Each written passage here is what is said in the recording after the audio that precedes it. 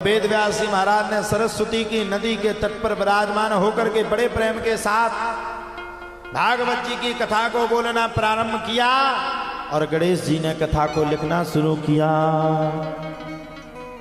गजाननं भूतगणाधिसेवितं कपेत Jambu फलचारु भक्षणम् उमाशुतं show के विनाशकारिकं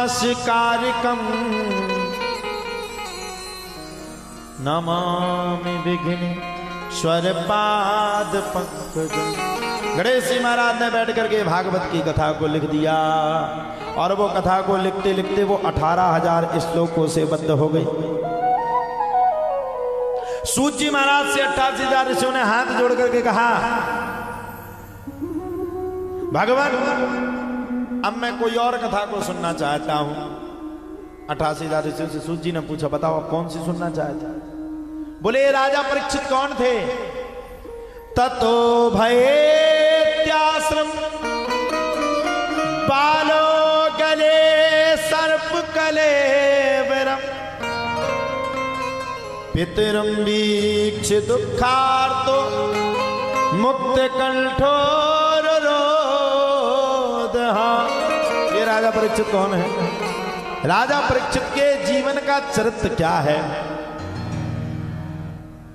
आप तो सूत जी महाराज कहते 88,000 ऋषियों राजा परीक्षित की कथा को सुनना चाहे तो बोले बिल्कुल, आप सुनाओगे तभी तो सुन पाएंगे। तो बोले सुनो, राजा परीक्षित की कथा को सुनने से पहले तुम्हें महाभारत में प्रवेश करना पड़ेगा। सूत जी महाराज से 88,000 ऋषि कहते हैं, अरे सुनाइए तो सही, हम तो महाभारत में भी प्रवेश करने के लिए तैयार हैं। आज की जनता जैसी थोड़ी है, हम सुना रहे कथा भी होती होती बातें कर भी टिक गई हैं। ये देखो ये पूरी लाइन गड़बड़ हो गई है, खम्मा की बगल की, एक खम्मा छोड़ के दूसरे खम्मा तक जाओ, वो खम्मा से जितनी जले ने पूरी बात कर रही। कोई लगी आज तो आप बहुत अच्छी साड़ी पहन के आए हैं, दूसरी बछाई कंडाकनी की तरह लग रही, काहे की साड़ी पहन के आई, लो इसी पे टाइम पास। कछु नहीं तो अरे आंटी आप तो बहुत दिनों के बाद मिली, उस मोहल्ले में रहती तो हम पहुंच नहीं पाते, कम से कम साल भर में एक कथा तो हो जाती कि आपके दर्शन मिल जाती। बताओ साल भर में एक कथा 3 दिन में दर्शन कर भी खाओ, कथा तो हो रही भगवान की, दर्शन करने आंटी की कथा सुन लो। अब सूत जी महाराज से 88,000 ऋषि ने कहा जैसे ही वैसे ही सूत जी महाराज ने प्रश्न का उत्तर देते हुए कह दिया। सूत जी महाराज ने क्या कहा? सूत जी महाराज ने 88,000 ऋषियों से कहा, सुनो ऋषियों ध्यान पूर्वक सुनना, मैं तुम्हें कथा को सुनाता हूं। यदामृथे को रब सिंचयाना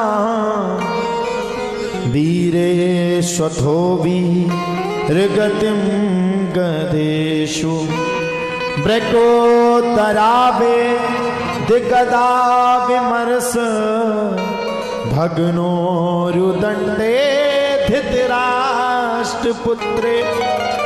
अब आप लोग एक प्रश्न का उत्तर देना, मैं पूरी कथा को सुनाता हूं। महाभारत का युद्ध किसने करवाया? बताइए। कछु कह रही हमारी सास ने जितनी बहू में बैठी बोली, हो जी तो है महाभारत, पूरे दिन लड़वाऊ लड़का के कान भर भर के। हाँ अच्छा, जितनी सासें हैं बेबी मुस्किया रही कि हाउ नेक काम तो हम ही कराते। बताओ महाभारत का युद्ध किसने करवाया? किसने करवाया? किने बताओ बिन्नू, किने करवा? हाँ किसने करवाया बताओ जल्दी, किसको पता? हाथ खड़े करके बताओ। 11 भागवतें सुन ली उन्होंने, ना हुआ कर दो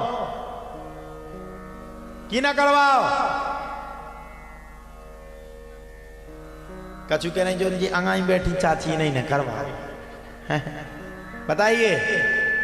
यदामृथे को रब सिंचयाना, पूरे श्लोक में अर्थ है महाराज जी, श्लोक का अर्थ है पूरा। यदामृथे को रब सिंचयाना वीरेश्वथो वीर गतिं गदेषु ब्रकोदरावेद गदा विमर्श।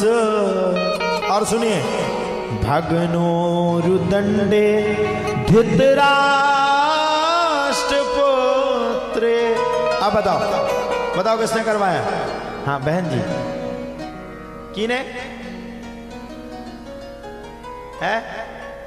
तेज तो बोलो, रुक जा भैया, फिर तेने बजाई। कहा धृतराष्ट्र। हाँ हाँ बिल्कुल सही बात। देखो उसने तो बाद में करवाया युद्ध। अच्छा आप एक बात बताइए, मध्य प्रदेश में कोई घटना घटे तो उसकी जिम्मेदारी किस पे जाएगी? मुख्यमंत्री पे कि मुख्यमंत्री के लड़का पे? मुख्यमंत्री। धृतराष्ट्र हस्तिनापुर के राजा थे। अच्छा लड़का तो बर्बाद होते ही है।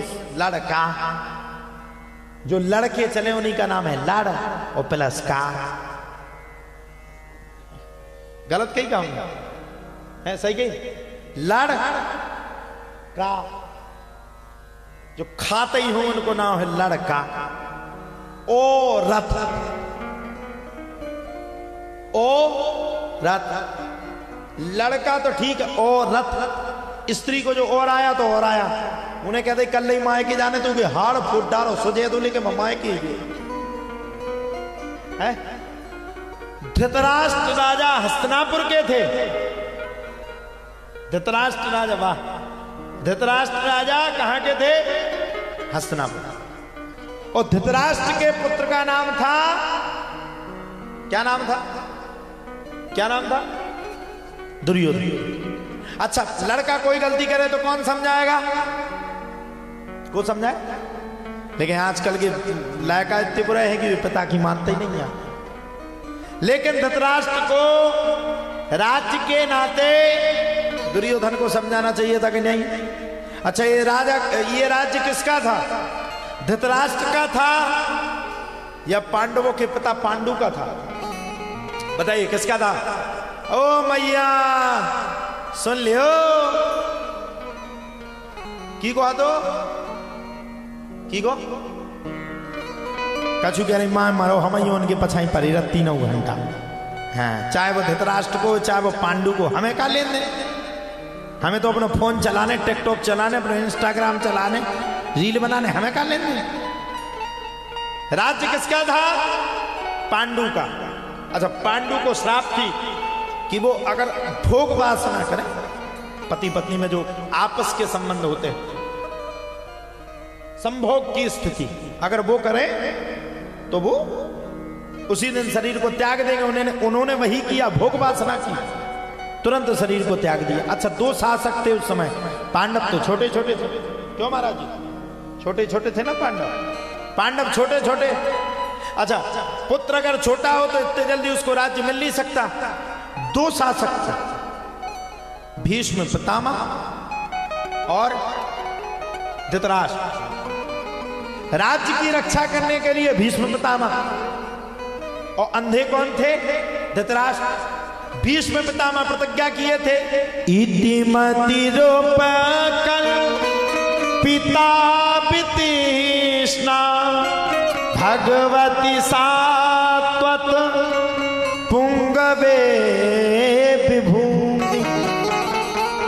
भीष्म पितामह प्रतिज्ञा किए थे कि हस्तिनापुर राज्य की रक्षा मैं अपने पूरे जीवन पर्यंत तक करूंगा।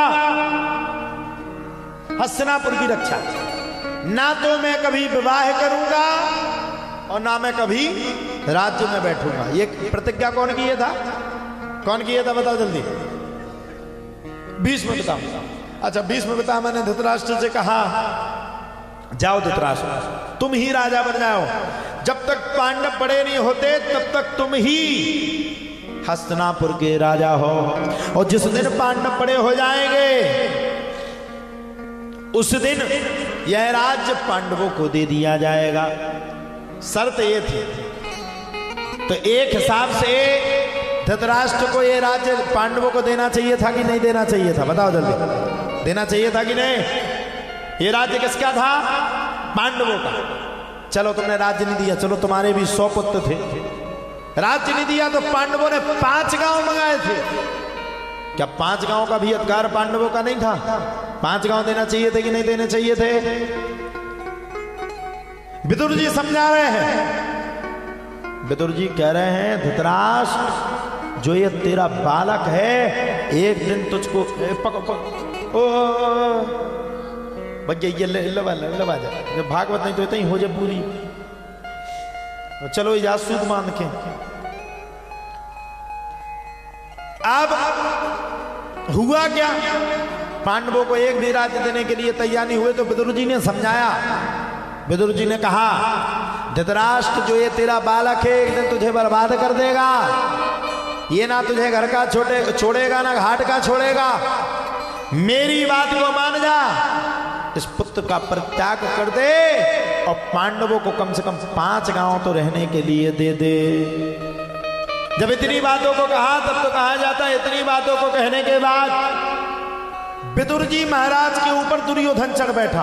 अरे तेरी इतनी बड़ी हिम्मत, दासी का पुत्र होकर के तू मेरे माता पिता को मेरे खिलाफ भड़काता है?